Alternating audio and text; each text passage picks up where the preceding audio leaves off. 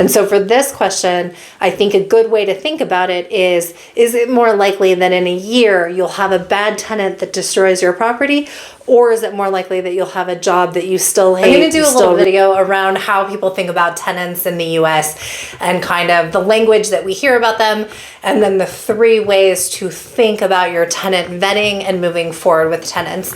And my consulting clients have a lot of very negative assumptions about the tenants. It's what we hear about in the media. And the reason why we hear about that in the media is not because the media is bad, but because the media also has a story to tell. And a boring story is, I had a rental for 10 years. We had 4 different sets of tenants. They came in and paid. A couple of them renewed.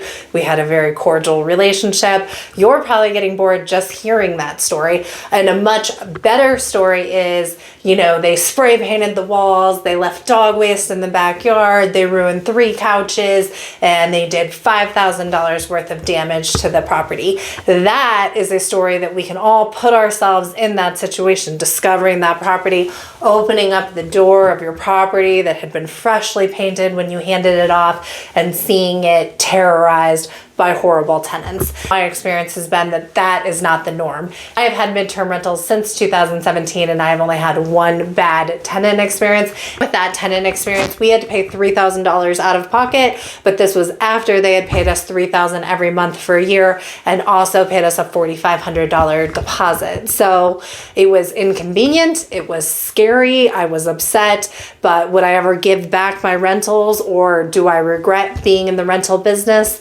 Not for a second. I am Erin Spradlin. I am wearing brown on brown on brown today. More important to you is that I'm a midterm rental consultant, real estate agent, and author. So I have written 3 books on midterm rentals since 2020.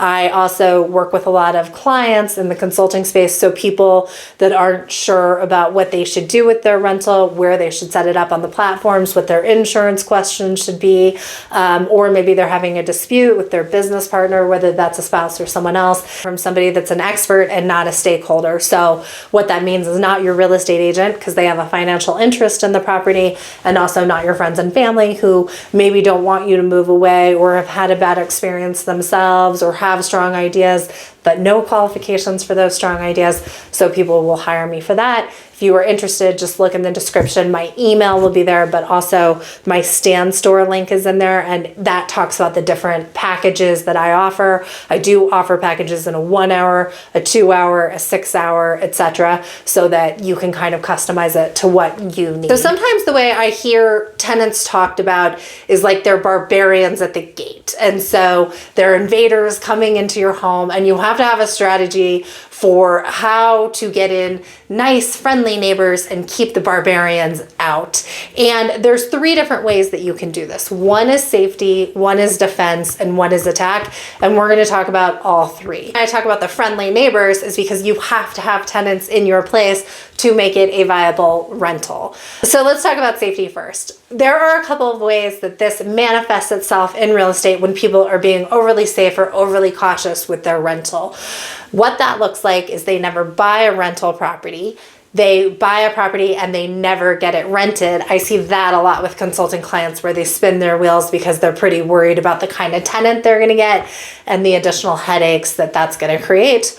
Or third, they rent somebody that's like a family member or a tenant that they know, and they give them below market rates because that particular tenant has such a strong background or such a good credit history that they feel comfortable taking below market rent to have a really good tenant.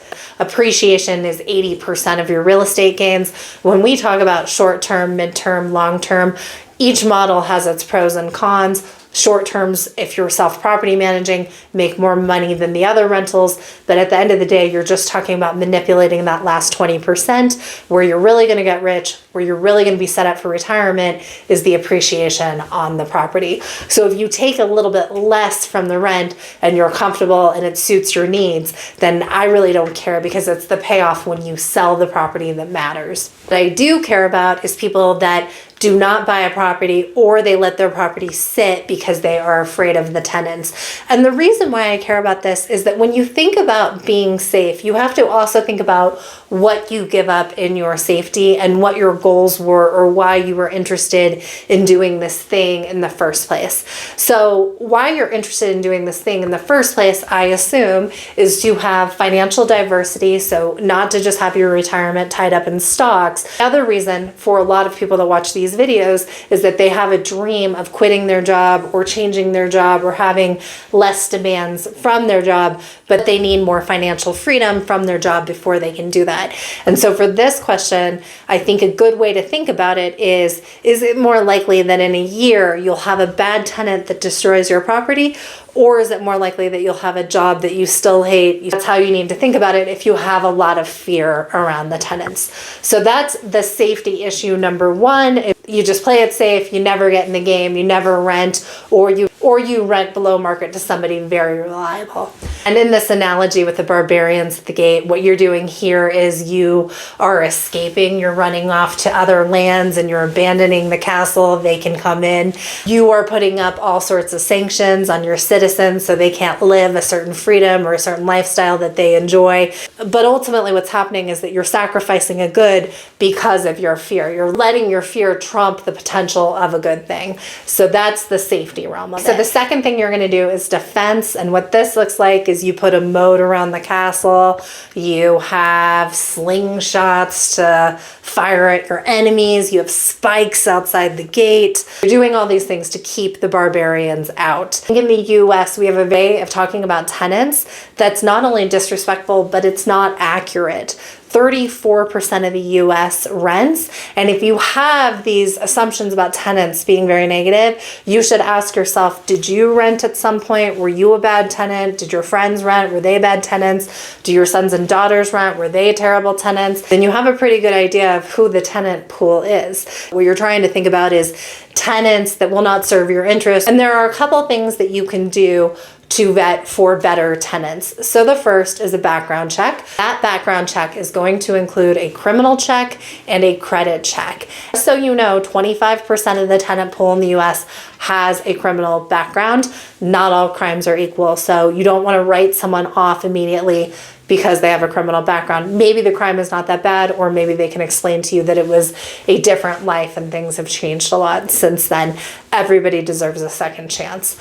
The second thing you're going to look for is income. Typically in the US, we are looking at 3 times the income of what the rental rate is.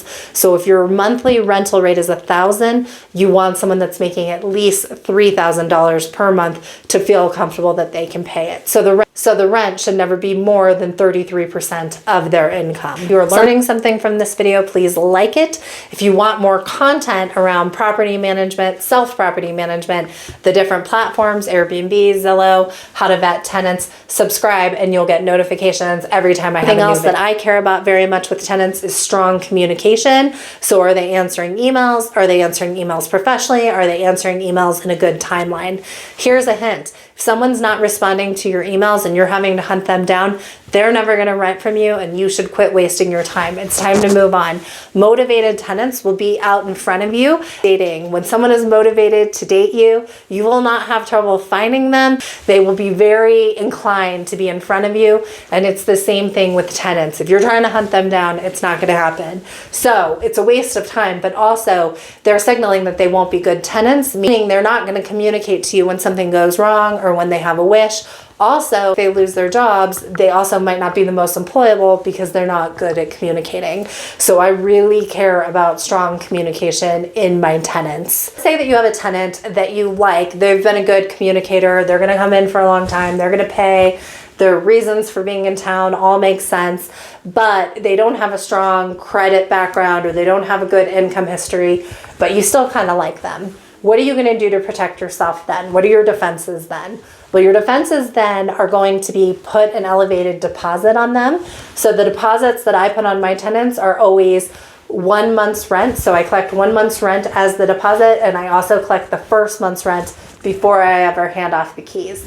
If I had a tenant that was questionable, I'm going to charge 1.5 times a month's rent or 2 times a month's rent for the deposit just to protect my interest.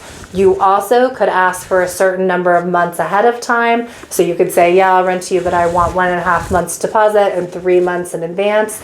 You also could put them on a shortened lease. So they want to come in for a year and you say, I'm not really feeling comfortable about your credit. Let's do a 3-month contract and we'll re-up if it makes sense at that time. You also could have a cleaner on site. Now, my consulting clients ask me all the time, should I bring a cleaner in? Should I bring a cleaner in? First, it looks perfect on paper, meaning they check all the boxes in their background, good credit background, good income background, good criminal background. I would never do this because I think it's a turnoff to the tenant.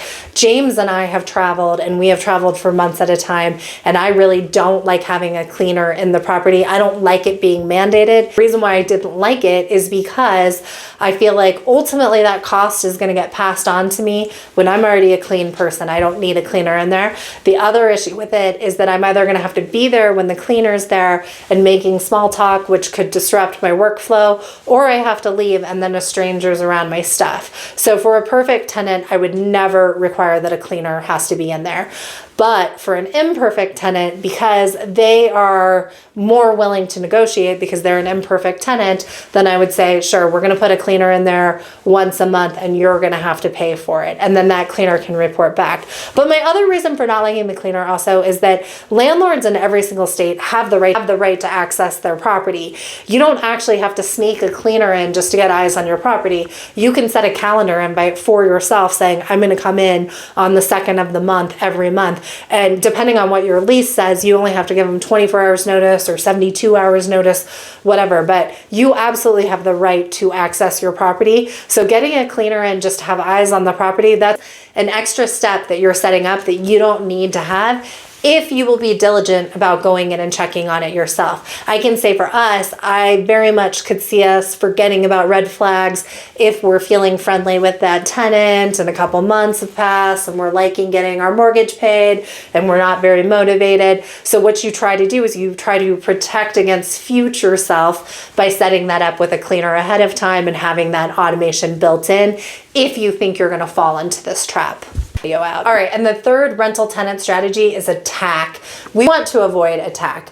What attack looks like, you're writing language in your listing of all these rules, and often it comes across as you being very suspicious about the tenant and saying kind of, I know who you are and I'm going to protect myself against that, or you're not going to get away with this in this property.